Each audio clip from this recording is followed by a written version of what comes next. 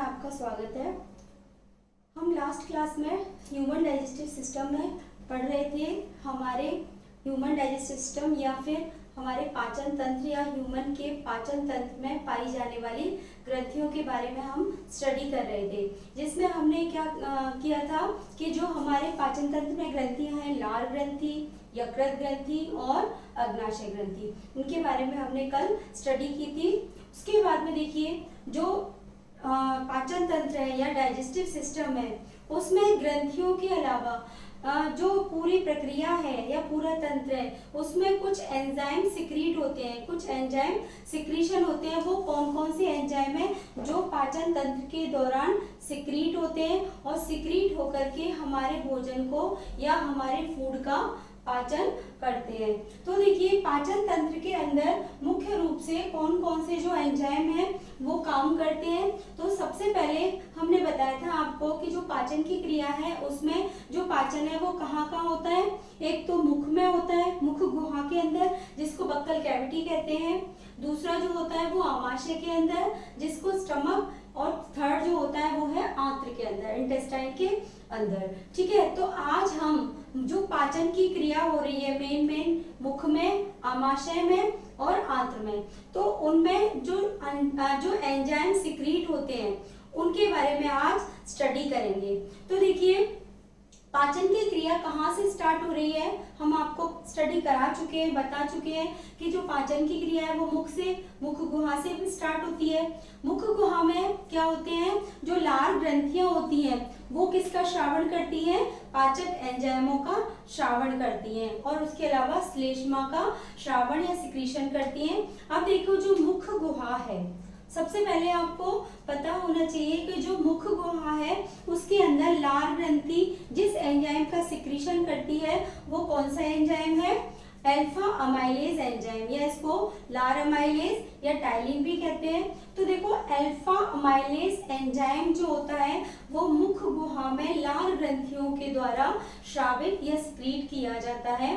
और उसके अलावा जो अल्फा अमाइलेज है वो क्या काम करता है कि जो स्टार्च होता है, स्टार्च को डिवाइड कर देता है, यानी कि स्टार्च को ग्लूकोज में कन्वर्ट कर देता है। ठीक है, तो देखिए स्टार्च का पाचन जो करता है वो कौन सा एंजाइम करता है, अल्फा अमाइलेज एंजाइम स्टार्च का पाचन करने में सहायक होता है। तो सबसे पहले देखिए जो पाचन की क्रिया है वो कहाँ से स्टार्ट हो रही है, मुख गुहा से, जिसको बक्कल कैविटी कहते हैं। स्ट्रक्चर में मैंने आपको स्टडी कराई थी कि मुख गुहा कैसी होती है, मुख गुहा के अंदर क्या क्या होता है, और लार ग्रंथियां जो होती हैं वो एंजाइम का सिक्रीशन कर रही है। तो आज हम एंजाइमों के बारे में स्टडी कर रहे हैं। तो जिसमें मुख गुहा या बक्कल कैविटी, मुख गुहा या बक्कल कैविटी के अंदर जो एंजाइम सिक्रीट होता है लार ग्रंथियों के द्वारा वो क्या है, एमाइलेज एंजाइम या अल्फा अमाइलेज, या इसको लार अमाइलेज भी कहते हैं, और उसके अलावा इसको टाइलिन। ठीक है ना, तो ये क्या है, एमाइलेज एंजाइम क्या करता है, स्टार्च को डिवाइड करके यानी कि तोड़ देता है, और तोड़ करके किसमें बदल देता है, माल्टोज के अंदर। ठीक है ना, तो स्टार्च किसमें परिवर्तित हो जाती है, माल्टोज में। ठीक है, कहाँ पर, मुख गुहा के अंदर या हमारी जो बक्कल कैविटी है उसके अंदर, किसके द्वारा, लार एमाइलेज के द्वारा। ठीक है, अब ये हो गया हमारा किसका स्टार्च, यहाँ पर किसका पाचन हुआ, मुंह के अंदर स्टार्च का पाचन, जिसमें स्टार्च किसमें कन्वर्ट हो गई, माल्टोज के अंदर। ठीक है, अब नेक्स्ट है हमारा आमाशय में पाचन या स्टमक में, डाइजेशन इन स्टमक। तो देखिए आमाशय में जब पाचन होता है तो आपको पता है कि आमाशय के अंदर मैंने आपको बताया HCl हाइड्रोक्लोरिक अम्ल का सिक्रीशन होता है। अब देखिए जो हाइड्रोक्लोरिक एसिड होता है, एसिडिक होता है, अम्लीय होता है, तो ये अम्ल क्या करता है, ये अम्ल जो होता है वो कौन सी कोशिकाएं होती हैं जिनके द्वारा HCl सिक्रीट होता है, कौन सी कोशिकाएं बताई थी मैंने, उनका मैं स्टडी करा चुकी हूँ। तो वो होती है ऑक्जेंटिक कोशिकाएं, ऑक्जेंटिक कोशिकाएं या ऑक्जेंटिक सेल्स। ठीक है, ऑक्जेंटिक सेल्स जो होती हैं वो HCl का सिक्रीशन करती हैं। ठीक है, HCl का सिक्रीशन करती है। अब HCl के बारे में मैंने बताया कि जो HCl है वो क्या करता है, एक तो हमारे भोजन को अम्लीयता प्रदान करता है, उसके अलावा हमारे भोजन के अंदर जो स्टमक के अंदर बैक्टीरियाज होते हैं उनको क्या करता है, किल करने का, डिस्ट्रॉय, नष्ट करने का काम करता है, ठीक है ना। उसके अलावा देखिए ये जो HCl होता है ये काम तो करता ही है, उसके अलावा क्या काम करेगा कि जो पेप्सिनोजन होता है, पेप्सिनोजन जो एंजाइम है या पेप्सिनोजन है वो मैंने बताया था आपको कौन सी, किसके द्वारा सिक्रीट किया जाता है, जाइमोजन कोशिकाओं के द्वारा। तो ये पेप्सिनोजन किसके द्वारा सिक्रीट किया जाएगा, जाइमोजन कोशिकाओं के द्वारा, ठीक है, कोशिकाओं, जाइमोजन कोशिकाओं के द्वारा, ठीक है। तो ये जो पेप्सिनोजन होता है वो किसके द्वारा सिक्रीट किया जाता है, जाइमोजन कोशिकाओं के द्वारा। ऑक्जेंटिक कोशिकाएं और जाइमोजन कोशिकाएं कहाँ पाई जाती हैं, आमाशय का जो फंडिक वाला पार्ट होता है, फंडस पार्ट होता है। मैंने आमाशय स्टमक के स्ट्रक्चर में आपको बताया था कि फंडस या फंडिक वाले पार्ट से ऑक्जेंटिक और जाइमोजन कोशिकाएं, ऑक्जेंटिक कोशिकाएं HCl का सिक्रीशन करेंगी और पेप्सिनोजन जाइमोजन कोशिकाएं किसका सिक्रीशन करेंगी, पेप्सिनोजन का सिक्रीशन करेंगी।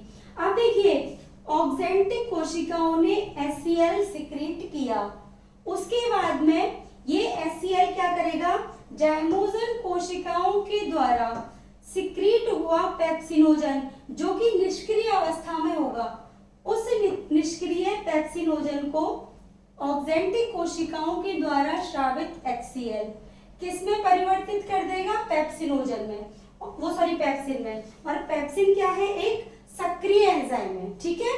पेप्सिन क्या है, एक सक्रिय एंजाइम जो आगे काम आएगा, ठीक है ना, आगे हम पढ़ेंगे इसके बारे में। तो ये समझ में आया कि आमाशय के अंदर पाई जाने वाली ऑक्जेंटिक कोशिकाएं HCl का सिक्रीशन करेंगी और आमाशय में पाई जाने वाली जाइमोजन कोशिकाएं किसका, पेप्सिनोजन का जो सिक्रीशन है वो करेंगी।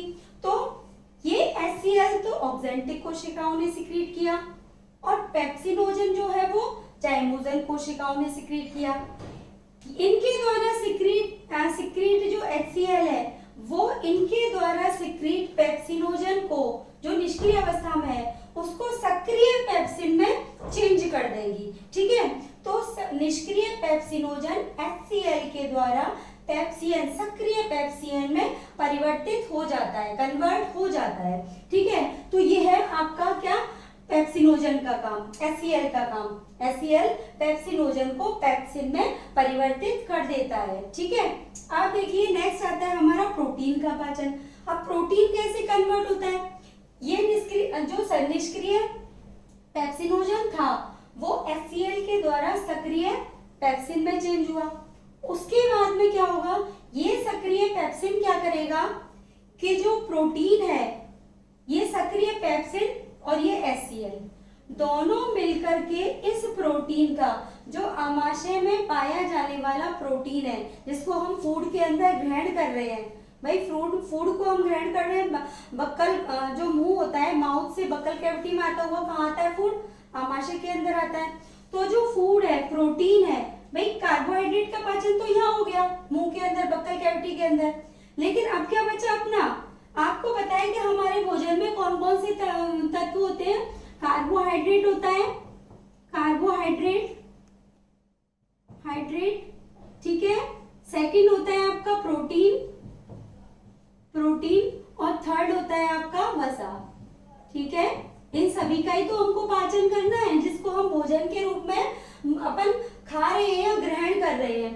तो यहाँ पर तो किसका पाचन हुआ, बक्कल कैविटी के अंदर स्टार्च का या कार्बोहाइड्रेट का पाचन हुआ, ठीक है ना। अब हमारा जब भोजन आगे चलता है उसमें प्रोटीन का पाचन यहाँ पर नहीं हुआ, जो हमारा बक्कल कैविटी होती है वहां प्रोटीन का पाचन नहीं हुआ, तो प्रोटीन का पाचन आगे होगा। तो जब भोजन जो बक्कल कैविटी है वहां से होकर के जब हमारे आमाशय तक पहुंच रहा है, तो उस आमाशय के अंदर क्या हो रहा है कि जो पेप्सिनोजन है वो क्या होता है, पेप्सिन में कन्वर्ट हो जाता है। क्यों कन्वर्ट होता है, क्योंकि कर देता है, इस निष्क्रिय पेप्सिनोजन को जो जाइमोजन कोशिकाओं के द्वारा स्रावित होता है उसको सक्रिय पेप्सिन में बदल देता है। तो ये क्या हो गया, अभी तो सक्रिय पेप्सिन बना, अब ये सक्रिय पेप्सिन और ये HCl ये क्या काम करेंगे, इस प्रोटीन का, ये जो प्रोटीन है भाई कार्बोहाइड्रेट का यहाँ पाचन हो गया, ये हो गया। सेकंड में आमाशय में किसका पाचन हो रहा है, प्रोटीन का, ठीक है ना।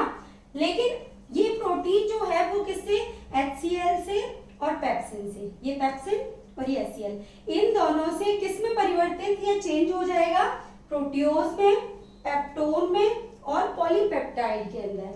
तो प्रोटियोज, पेप्टोन और पॉलीपेप्टाइड ये किसके द्वारा, पेप्सिन और HCl के द्वारा प्रोटीन कन्वर्ट हो जाता है। तो प्रोटीन का जो चेंज होता है, प्रोटीन किस में चेंज हो जाता है, परिवर्तित हो जाता है, प्रोटियोज में, पेप्टोन में और पॉलीपेप्टाइड में। किसके द्वारा, जो यहाँ पर सक्रिय पेप्सिन था, इस पेप्सिन के और HCl के द्वारा, इन दोनों के द्वारा यह प्रोटीन प्रोटियोज, पेप्टोन और पॉलीपेप्टाइड में कन्वर्ट हो जाएगा, चेंज हो जाएगा, ठीक है। अब नेक्स्ट है हमारा क्या, वसा का पाचन, ठीक है। अब जो वसा का पाचन है वो मुख्य रूप से क्या होता है, पित्त रस के द्वारा होता है। यानी कि पित्त रस, आपको मैंने अभी जब ग्रंथियां पढ़ाई थी उसमें मैंने बताया था कि जो पित्त रस है वो क्या, किसके द्वारा स्रावित होता है, यकृत ग्रंथि के द्वारा स्रावित होता है। यकृत ग्रंथि के द्वारा स्रावित पित्त रस कौन स्रावित करता है, यकृत ग्रंथि में उपस्थित कौन सी कोशिकाएं, हेपेटिक लोब्यूल के में उपस्थित कौन सी हेपेटिक सेल्स जो होती हैं वो पित्त रस का श्रावण करती है। और जब पित्त रस जो होता है वो क्या काम करता है, इस वसा को क्या करता है, पायसीकृत करके पायसीकृत वसा में परिवर्तित या चेंज कर देता है। अब देखिए पायसीकृत वसा का मतलब क्या होता है कि वसा के जो बड़े बड़े मॉलिक्यूल्स होते हैं उनको यह पित्त रस किसमें कन्वर्ट कर देता है, छोटे छोटे वसा की छोटी छोटी गुलिकाओं में या छोटे छोटे मॉलिक्यूल्स में उसको तोड़ देता है वसा को। तो इस तरह से वसा के इमल्सीकरण या वसा के पायसीकरण में ये पित्त रस है वो सहायक होता है, ठीक है। आपको पता है जो पित्त रस है वो यकृत के द्वारा, यकृत ग्रंथि के द्वारा कहाँ पर रख दिया जाता है, पित्ताशय के अंदर कलेक्ट कर दिया जाता है। और जैसे ही भोजन आंत्र के अंदर आ जाता है, आंत्र के कौन से वाले पार्ट में, ग्रहणी डिडोनियम वाले पार्ट में।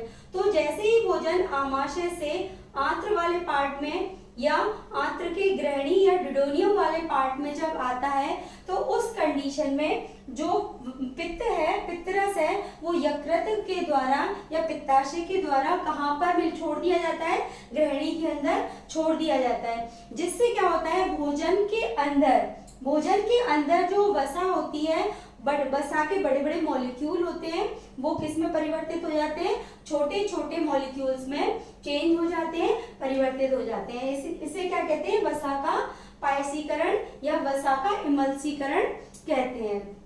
अब देखिए जो आमाशय है, आमाशय के अंदर भोजन का कैसा पाचन होता है, एक तरह से अपूर्ण पाचन होता है। यानी कि जो आमाशय में जो आमाशय के अंदर जो पेप्सिनोजन से जो पेप्सिन बना और जो प्रोटियोज, पेप्टोन और पॉलीपेप्टाइड बने थे वो आगे फिर और छोटे छोटे पार्ट में डिवाइड होंगे, कहाँ पर, आंत्र के अंदर। तो आमाशय के अंदर भोजन का अपूर्ण पाचन होता है जबकि आंत्र में भोजन का पूर्ण पाचन हो जाता है, ठीक है। तो वसा का पायसीकरण कहाँ पर होता है, छोटी आंत्र के डिडोनियम वाले पार्ट में या ग्रहणी वाले पार्ट में, ठीक है। अब देखिए आंत्र के अंदर क्या होता है, ट्रिप्सिनोजन होता है जो निष्क्रिय अवस्था में होता है, ठीक है। निष्क्रिय अवस्था में यह ट्रिप्सिनोजन एंटेरोकाइनेज एंजाइम के द्वारा ट्रिप्सिन, सक्रिय ट्रिप्सिन में कन्वर्ट हो जाता है। तो ट्रिप्सिनोजन जो होता है वो आंत्र के अंदर कैसी अवस्था में होता है, निष्क्रिय अवस्था में होता है, इनएक्टिव फॉर्म में होता है। लेकिन क्या होता है, एक एंजाइम होता है एंटेरोकाइनेज, इस एंजाइम के द्वारा ये ट्रिप्सिनोजन निष्क्रिय अवस्था से सक्रिय ट्रिप्सिन में चेंज हो जाता है, ठीक है। तो ये कहाँ पर पाचन हो रहा है, ये ग्रहणी या डिडोनियम के अंदर, जो कि क्या है, आंत्र का ही एक पार्ट होती है। ठीक है, अब देखिए जो जो प्रोटीन है उसका पाचन अमाशय में हुआ, वसा का पाचन अमाशय में हुआ, लेकिन कैसा हो रहा है, अपूर्ण पाचन होता है।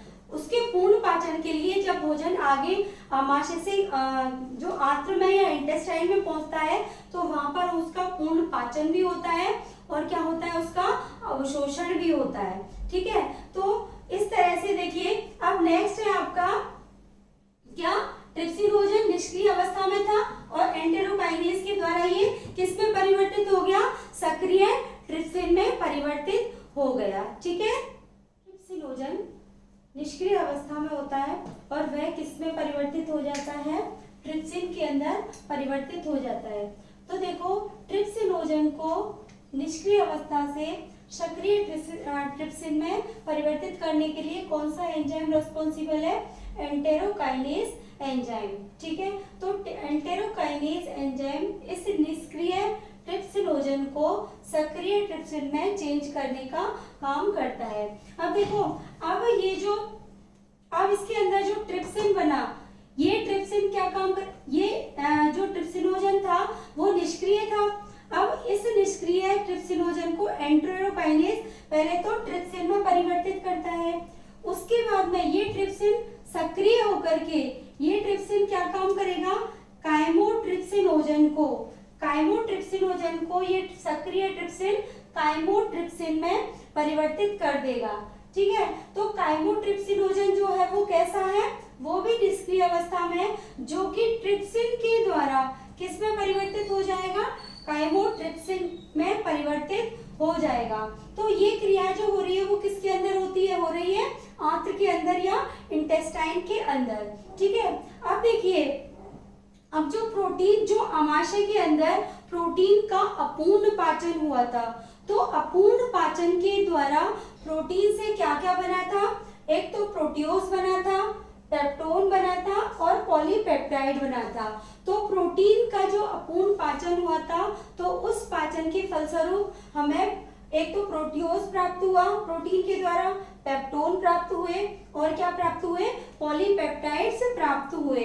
और ये जो है वो कैसे हैं, थोड़े बड़े मॉलिक्यूल है, तो इनको और भी ज्यादा छोटे छोटे मॉलिक्यूल्स में तोड़ने के लिए इस आंत्र के अंदर ये जो बने थे प्रोटियोज, पेप्टोन और पॉलीपेप्टाइड, ये इनका जो फॉर्मेशन हुआ था वो कहाँ पर हुआ था, जो आमाशय था, स्टमक था।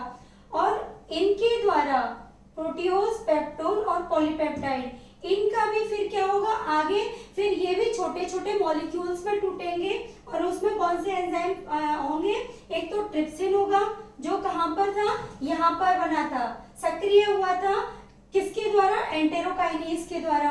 ठीक है ना, ट्रिप्सिन किस कंडीशन में था, ट्रिप्सिनोजन की फॉर्म में था। ट्रिप्सिनोजन कैसा था, निष्क्रिय अवस्था में। तो निष्क्रिय अवस्था में ट्रिप्सिनोजन एंटेरोकाइनेज एंजाइम के द्वारा ट्रिप्सिन में परिवर्तित हुआ। ये ट्रिप्सिन सक्रिय होकर, यानी कि ट्रिप्सिन क्या होता है, सक्रिय होता है, ये सक्रिय ट्रिप्सिन और काइमोट्रिप्सिन, यानी कि ये काइमोट्रिप्सिन, ये ट्रिप्सिन और ये काइमोट्रिप्सिन, ये दोनों मिलकर के क्या करेंगे, प्रोटियोज, पेप्टोन और पॉलीपेप्टाइड, जो कि कहां पर बने थे, आमाशय या स्टमक के अंदर, इनको किसमें परिवर्तित करेंगे, छोटे पॉलीपेप्टाइड के अंदर चेंज कर देंगे या कन्वर्ट कर देंगे, ट्राइपेप्टाइड और डाइपेप्टाइड। ये क्या है, छोटे पॉलीपेप्टाइड है। तो प्रोटियोज, पेप्टोन और पॉलीपेप्टाइड। पॉलीपेप्टाइड क्या है, पॉलीपेप्टाइड जो होती है प्रोटीन की एक श्रृंखला होती है। ठीक है ना, उस प्रोटीन की श्रृंखला को, भाई प्रोटीन क्या है, बहुत बड़ी एक श्रृंखला है, चेन है। उस प्रोटीन की चेन को पहले तो वो प्रोटीन की जो चेन है वो अलग अलग चेनों में कन्वर्ट होगी, टूटेगी, तो उसमें प्रोटियोज बनेगा, पेप्टोन बनेगा और पॉलीपेप्टाइड बनेंगे। पॉलीपेप्टाइड क्या है, वो भी प्रोटीन से मिलकर बने हुए होते हैं। तो प्रोटीन पॉलीपेप्टाइड में चेंज हुई, यानी कि प्रोटीन भी टूट गया। उसके बाद वो कहाँ पर टूटा, आमाशय के अंदर। और ये पॉलीपेप्टाइड आमाशय में जो टूटा था वो आंत्र में आने के बाद ट्रिप्सिन और काइमोट्रिप्सिन, इन दोनों के द्वारा छोटे छोटे पॉलीपेप्टाइड में टूट जाता है और वो कैसे होते हैं, ट्राइपेप्टाइड होते हैं या फिर डाइपेप्टाइड होते हैं। तो ट्राइपेप्टाइड और डाईपेप्टाइड में तोड़ने का काम प्रोटीन और पॉलीपेप्टाइड को कौन करते हैं? ट्रिप्सिन और काइमोट्रिप्सिन। ठीक है, अब देखिए जो ये छोटे पॉलीपेप्टाइड होते हैं, ट्राइपेप्टाइड और डाईपेप्टाइड, ये जो छोटे पॉलीपेप्टाइड होते हैं इनको कार्बोक्सी पेप्टिडेज जो होता है वो किस में कन्वर्ट कर देता है? एमिनो एसिड में या एमिनो अम्लों में परिवर्तित कर देता है। तो देखो एमिनो अम्ल क्या है? छोटे रूप हैं जिनको हमारी आंत्र में अवशोषित किया जा सकता है।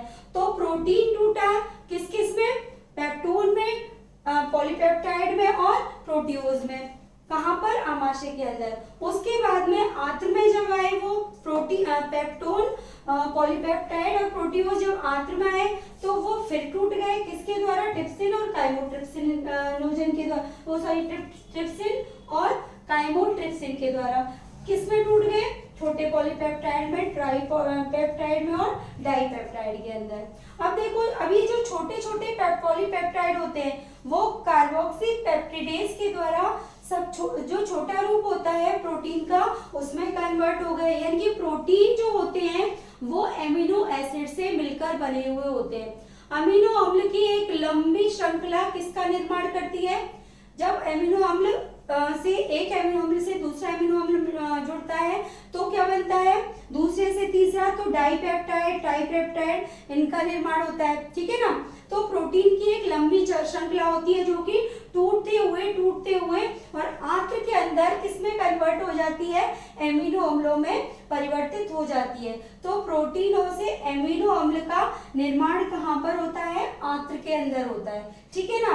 और प्रोटीन का पाचन कहाँ से स्टार्ट हो रहा है? आमाशय से स्टार्ट हो रहा है। तो आमाशय में प्रोटीन का आंशिक पाचन होता है, जबकि आंत्र के अंदर प्रोटीन का पूर्ण पाचन हो जाता है। यानी कि जो प्रोटीन होता है आमाशय से जब आंत्र तक आता है तो वह एमिनो अम्लों में परिवर्तित हो जाता है और एमिनो अम्लों को हमारी जो एलिमेंट्री कैनाल है उसकी क्षुद्रांत्र या जो इंटेस्टाइन है वो क्या कर लेती है? आसानी से अवशोषित कर लेती है। तो वो मुख्य काम क्या है एलिमेंट्री कैनाल का? वो भाई जो हम पोषण ग्रहण कर रहे हैं, प्रोटीन, कार्बोहाइड्रेट, वसा, उसको अवशोषित करके और हमारे जो बॉडी है उसको न्यूट्रिशन प्रदान करना। तो जब एमिनो अम्लों में प्रोटीन कन्वर्ट हो रहा है तो वो एमिनो अम्ल क्या करेंगे? जो क्षुद्र आंत्र में पाए जाने वाले जो आंत्र है, इंटेस्टाइन है, उसमें जो सूक्ष्मांकुर पाए जाते हैं वहां से होते हुए वो कहाँ पहुंच जाते हैं? रुधिर वाहिकाओं में पहुंच जाते हैं और इसलिए हमको क्या एमिनो अम्लों या अम्लों की पूर्ति होती है। ठीक है ना। अब आगे देखिए जो पाइसीकृत वसा थी, पाइसीकृत वसा कब बनी थी? जब उस वसा का पाइसीकरण हुआ था, यानी कि वसा को पित्त रस के द्वारा छोटे छोटे मॉलिक्यूल में तोड़ा गया था। तो वो वसा कैसी वसा हो गई? पाइसीकृत वसा हो गई। तो ये जो पाइसीकृत वसा है वो लाइपेज एंजाइम के द्वारा किस में कन्वर्ट हो जाएगी? वसीय अम्ल में और एक मोनोग्लिसराइड के अंदर। तो पाइसीकृत वसा यानी कि वसा के बड़े बड़े मॉलिक्यूल थे वो क्या हुए? छोटे मॉलिक्यूल्स में टूटे और वो छोटे मॉलिक्यूल्स भी फिर किस में परिवर्तित हो गए? वसीय अम्ल के अंदर और मोनोग्लिसराइड के अंदर। ठीक है ना। उसके लिए जो एंजाइम यूज हुआ वो कौन सा है? Lipase enzyme. उसके बाद में देखो जो सुक्रोज है वो सुक्रोज किसमें? सुक्रेज एंजाइम के द्वारा ग्लूकोज और फ्रक्टोज में कन्वर्ट हो जाता है। किसके अंदर? आंत्र के अंदर। ये ग्लूकोज और फ्रक्टोज फिर हमारी जो आंत्र है उसमें क्या कर लिया जाता है? अवशोषित कर लिया जाता है आंत्र के द्वारा। उसके बाद में देखो माल्टोज। माल्टोज कहाँ पर बना था? मुंह के अंदर, बक्कल कैविटी के अंदर। किसके द्वारा? स्टार्च के द्वारा। तो स्टार्च क्या है? कार्बोहाइड्रेट है। तो कार्बोहाइड्रेट जो था वो स्टार्च जो था जो मुंह या बक्कल कैविटी में किस में चेंज हुआ था? स्टार्च माल्टोज में। वो माल्टोज आंत्र में आकर के माल्टेज एंजाइम के द्वारा किस में कन्वर्ट हो जाएगा? ग्लूकोज और ग्लूकोज में, यानी कि ग्लूकोज के दो मॉलिक्यूल्स में टूट जाएगा, कन्वर्ट हो जाएगा। ठीक है ना। तो माल्टोज, स्टार्च से माल्टोज बनता है और माल्टोज से, स्टार्च से माल्टोज कब बनता है? जब हमारा भोजन जो है वो बक्कल कैविटी में होता है। लेकिन वो जो भोजन अगर हमारा जब आंत्र में पहुंच जाता है, बक्कल कैविटी से अमाशय और अमाशय के बाद में आंत्र में जब आता है, तो यही माल्टोज जो स्टार्च के द्वारा बनता है, किससे बना था? स्टार्च के द्वारा माल्टोज बना था एमाइलेज एंजाइम के द्वारा। तो उसके बाद में ये माल्टोज माल्टेज एंजाइम से ग्लूकोज के 2 मॉलिक्यूल्स में टूट जाता है। तो ग्लूकोज क्या होता है? ग्लूकोज हमारी बॉडी के द्वारा अवशोषित कर लिया जाता है, हमारी रुधिर वाहिकाओं में पहुंच जाता है और ग्लूकोज के द्वारा हमारी बॉडी या ह्यूमन बॉडी को एनर्जी या ऊर्जा प्राप्त होती है एटीपी के फॉर्म में। ठीक है, अब देखिए जो लैक्टोज होता है, लैक्टोज लैक्टेज एंजाइम की उपस्थिति में, लैक्टेज एंजाइम के द्वारा किसमें कन्वर्ट हो जाएगा? ग्लूकोज और गैलेक्टोज में। तो लैक्टेज एंजाइम लैक्टोज को ग्लूकोज और गैलेक्टेज में परिवर्तित कर देता है। अब देखो जो पॉलीपेप्टाइड थे कहाँ पर थे? यहाँ पर, किसके अंदर? आंत्र के अंदर ही थे। लेकिन जो पॉलीपेप्टाइड थे वो किसमें कन्वर्ट हुए थे? डाइपेप्टाइड में। ठीक है, तो पॉलीपेप्टाइड जो होते हैं वो डाइपेप्टाइड में एमिनोपेप्टिडेज एक एंजाइम होता है या एमिनोपेप्टिडेज के द्वारा डाइपेप्टाइड और डाइपेप्टाइड के अलावा एमिनो अम्लों में टूट जाते हैं और वो एमिनो अम्ल फिर ह्यूमन बॉडी के द्वारा क्या एब्जॉर्ब या अवशोषित कर लिए जाते हैं। ये डाइपेप्टाइड किस में परिवर्तित होते हैं? एमिनो अम्ल में। पॉलीपेप्टाइड तो डाइपेप्टाइड और एमिनो अम्ल बनाते हैं। उसके बाद में जो डाइपेप्टाइड बचते हैं और डाइपेप्टाइड वो क्या करते हैं? एमिनो एसिड्स में टूट जाते हैं। तो इस तरह से प्रोटीन से एमिनो अम्ल में टूटना और उसके बाद में एमिनो अम्लों का हमारी बॉडी के द्वारा अवशोषित होना क्या कहलाता है? एक तरह से जो पाचन एंजाइमों के द्वारा प्रोटीन जो है वो हमारे एमिनो अम्लों की फॉर्म में बॉडी के द्वारा अवशोषित कर लिए जाते हैं।